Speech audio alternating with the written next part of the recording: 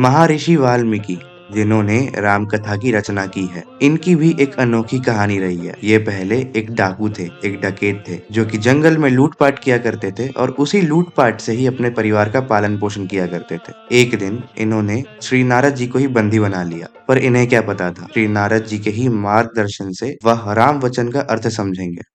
राम कथा सब विधि सुखदाई।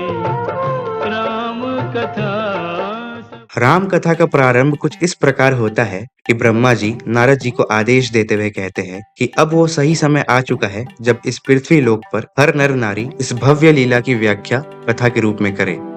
तो नारद जी भी आदेश मानते हुए पृथ्वी लोक की तरफ प्रस्थान करते हैं और जाकर महर्षि वाल्मीकि जी को उनकी भूमिका बताते हैं।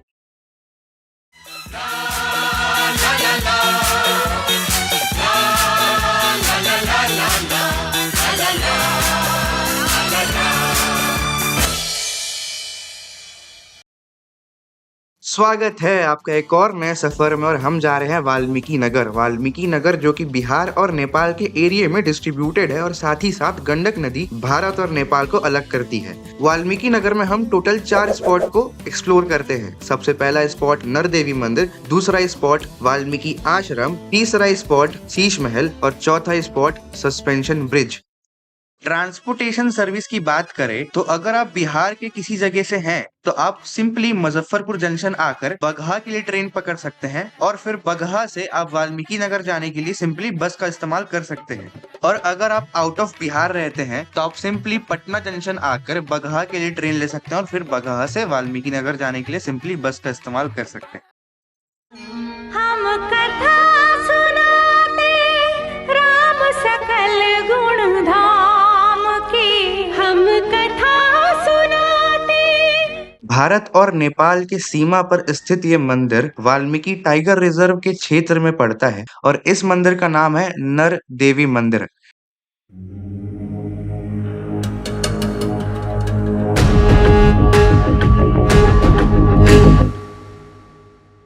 नर देवी मंदिर एक बहुत प्राचीन मंदिर है। इसके इतिहास के बारे में बात की जाए तो कई जानकारों के पास अलग अलग तरह की जानकारी मौजूद है, पर सवाल यहाँ पे ये उठता है कि आखिर इस मंदिर के नाम के पीछे का कारण क्या है। इसके पीछे भी बहुत सी कहानियां हैं। उसमें से एक कहानी ये है कि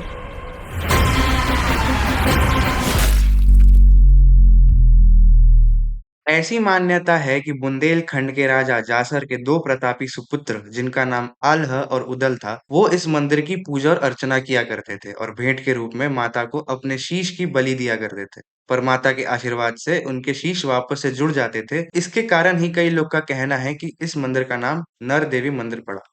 राम सिया युग युग के साथी बिछड़े जाते हैं। भगवान राम के राजा बनने के बाद ऋषि वशिष्ठ भगवान राम और मैया सीता को बधाई देते हुए उनको उनके राज्य कर्तव्य के बारे में समझाते हैं और बताते हैं। वो श्री राम जी से कहते हैं कि आपकी ये प्रजा ही आपकी पहली संतान है। आज से प्रजा के अतिरिक्त हमारा अपना कोई नहीं रहा। यदि जीवन की सबसे प्रिय वस्तु भी त्यागनी पड़े तो हम क्षण भर की देरी नहीं करेंगे और प्रजा रंजन के अपने कर्तव्य से कभी मुंह नहीं मोड़ेंगे। प्राण त्याग देंगे परंतु प्रजाहित का त्याग कभी नहीं करेंगे। जहाँ श्री राम जी और माता सीता प्रजा को ही अपनी संतान मानते थे, वहीं पे प्रजा ने माता के ऊपर ही लालछन लगा दिया। श्री राम जी अपने राज्य कर्तव्यों में फंसे हुए थे और माता सीता ने भी अपने कुल के गौरव के लिए वनवास को चुन लिया।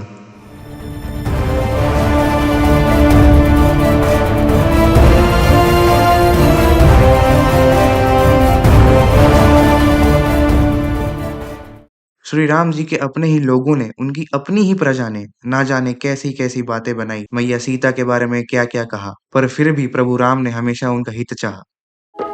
राम दया निधि राम कृपा निधि और के अवगुण चित्त न धारे, पतित उदाहरण प्रभु बिन कारण पापिन को पार उतारे।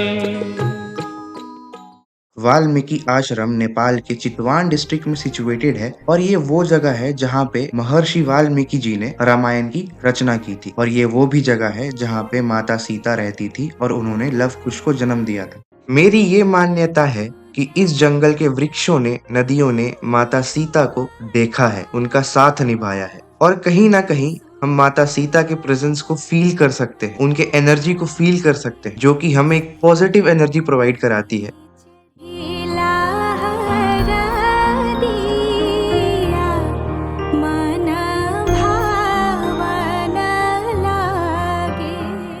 वाल्मीकि आश्रम के घटना स्थल, लव कुश जन्म स्थल, वाल्मीकि योग स्थान, माँ सीता इन्हीं लोरी पार्टी का इस्तेमाल करती थी खाना बनाने के लिए। लव कुश शिक्षा ग्रहण स्थल, वही जगह जहाँ पर लव कुश ने घोड़े को बांधा था, अमृत कुआं।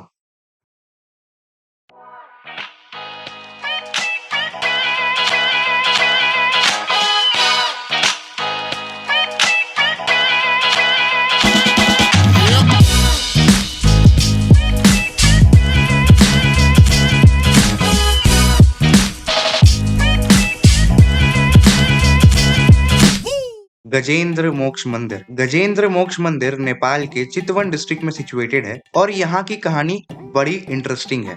आप जो सामने ये हाथी और मगरमच्छ की मूर्ति देख रहे हैं, ये कहानी इन्हीं दोनों की है। शोर मचा है जंगल में, सुन उठा है दंगल में, गरजे गजराज हमारे, गरजे गजराज हमारे। श्रीमद् भागवत पुराण में इसका वर्णन दिया हुआ है कि बहुत पहले एक गजराज नाम का हाथी हुआ करता था। गजराज एक दिन कमल का फूल लेने के लिए नदी में जाता है ताकि उस कमल के फूल से वो विष्णु भगवान की पूजा कर पाए, पर वो जैसे ही नदी में जाता है वैसे ही एक मगरमच्छ गजराज के पैर को अपने मुंह से जकड़ लेता है। गजराज और उस मगरमच्छ की बहुत सालों तक लड़ाई चलती है। आखिर में गजराज ने विष्णु भगवान का स्मरण करना शुरू किया और विष्णु भगवान आए और अपने सुदर्शन चक्र से मगरमच्छ का वध कर दिए। वध के बाद ही मगरमच्छ एक इंसान में बदल गया और गजराज भी एक इंसान में बदल गया और ये पता चलता है कि गजराज और मगरमच्छ को पिछले जन्म में कोई श्राप मिला था कि वो अगले जन्म में जानवर के रूप में जन्म लेंगे। इसीलिए इस जगह का नाम गजराज मोक्ष धाम है। हर ट्रिप बड़ा इंटरेस्टिंग होता है पर इसको और इंटरेस्टिंग बनाने के पीछे हाथ होता है दोस्तों का।